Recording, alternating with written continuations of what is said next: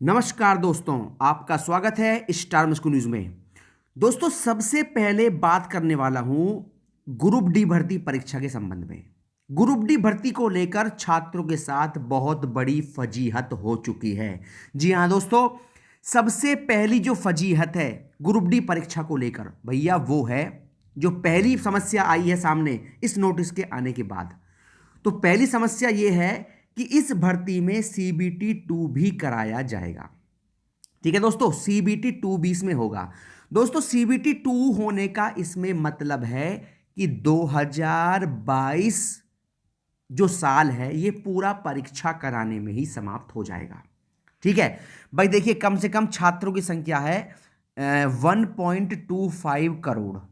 ठीक है, इतने छात्र हैं। तो जब आप सीबीटी 1 कराएंगे तो सीबीटी 1 कम से कम आप 5 महीने में करा पाएंगे।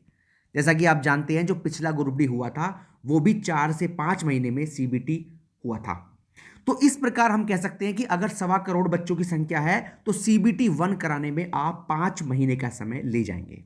उसके बाद कम से कम 4 महीने का समय आप लेंगे किसमें, इसका परिणाम जारी करने में। ठीक है दोस्तों, और उसके बाद फिर आप सीबीटी 2 कराएंगे। तो कम से कम आप मानकर चलिए 10 महीने का समय आप ग्रुप डी की परीक्षा कराने में ही खत्म कर देंगे। ठीक है, तो केवल और केवल इस परीक्षा को लेट करने का एक कारण बना दिया गया है कि भैया हम सीबीटी 2 कराएंगे, जिसमें 90 मिनट में 120 प्रश्न होंगे। ठीक है, और सीधी सीधी बात यह है कि 2024 के लोकसभा चुनावों तक इस भर्ती को खींचने की तैयारी रेलवे भर्ती बोर्ड ने कर ली है।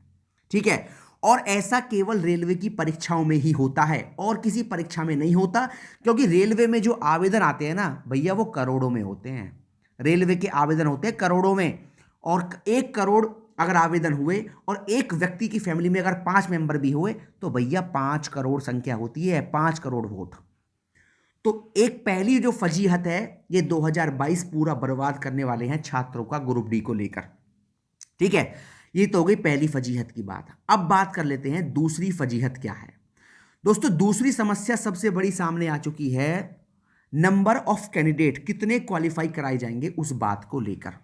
ठीक है, अब इन्होंने जो संशोधन किया है ग्रुप डी की भर्ती में, वो किया है कि भैया हम जो है, देखिए, based on the performance of candidate in CBT 2 subject to their qualifying in PET the number of candidate to be called for document verification shall to be equal the number of vacancies. मतलब इसका यह है कि आप DV के लिए उतने ही छात्र लेंगे जितनी इस भर्ती में वैकेंसी है। मतलब फालतू छात्र एक भी नहीं लिया जाएगा। और इस बात से यह बात साफ साफ सामने आ जाती है कि भैया इसमें जो है वैकेंसी खाली जाने वाली है। ठीक है, क्योंकि इसमें 1 लाख वैकेंसी है। ठीक है, और 1 लाख वैकेंसी का मतलब है कि 1 लाख छात्र ही इसमें डीवी के लिए क्वालिफाई होंगे। ठीक है, तो जब 1 लाख छात्र क्वालिफाई होंगे तो भैया मेडिकल भी तो होगा डीवी के बाद। जब डीवी के बाद मेडिकल कराया जाएगा, मेडिकल जब होगा तो मेडिकल में भी बहुत सारे छात्र ग्रुप डी के मेडिकल में बाहर होते हैं। ठीक है, कम से कम 15 से 20 हजार छात्र अगर ग्रुप डी के मेडिकल में बाहर हो जाते हैं तो उस स्थिति में इतनी सीटें खाली जाएंगी। और कुछ छात्र ऐसे भी होंगे कि जब तक ये भर्ती पूरी होगी कहीं ना कहीं सेलेक्ट हो चुके होंगे।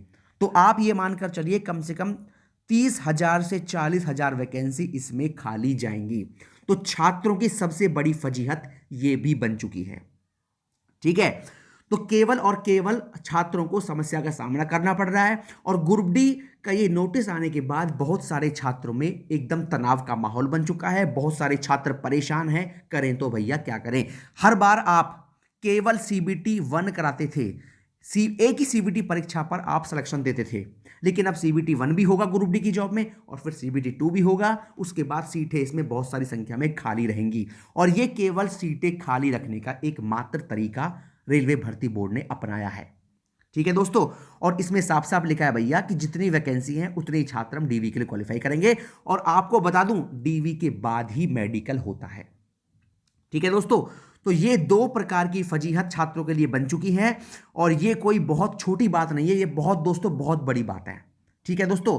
दोस्तों इस नोटिस में एक और बात लिखी है कि इसमें जो है, जो पॉइंटमैन का आपका पद था, ठीक है, जो पॉइंटमैन का आपका पद था, उस पद का नाम था असिस्टेंट पॉइंटमैन। अब उस पद का नाम बदलकर पॉइंटमैन भी कर दिया गया है। एक चेंज इस नोटिस के द्वारा आपको ये देखने को मिला है। अब असिस्टेंट पॉइंटमैन नहीं, पॉइंटमैन की ये जॉब होगी। ठीक है दोस्तों, तो ये तीनों पॉइंट आपको मैंने बता दिए, और आपकी इस बारे में क्या राय है आप कमेंट बॉक्स में कमेंट करके बता सकते हैं। ठीक है दोस्तों। दोस्तों अब बात कर लेते हैं रेलवे एनटीपीसी परीक्षा को लेकर। एनटीपीसी के सीबीटी 1 के परिणाम को लेकर छात्रों के अंदर बहुत ज्यादा तनाव है, और बहुत सारे छात्रों ने कल राजेंद्र नगर में ट्रेन रोकी, और बहुत बड़ी संख्या में छात्र पटरियों पर पहुंचे, और वहां कई घंटों तक रेलवे लाइन को जाम करा, और बहुत बड़ी संख्या में छात्रों ने वहां धरना दिया। ये आप देख सकते हैं, जीआरपी राजेंद्र नगर में 500 पर केस दर्ज हो चुका है, और रेलवे भर्ती बोर्ड के छात्र जो हैं अपने सीबीटी 1 के परिणाम को रिवाइज्ड करने की मांग कर रहे हैं। ठीक है, देखिए छात्रों का इसमें केवल इतना कहना है कि भैया इसमें जो आपने छात्रों की संख्या ली है वो 3.84 लाख, अगर हम यूनिक छात्रों की बात करें तो 3,84,000 छात्र इसमें क्वालिफाई कराए गए हैं।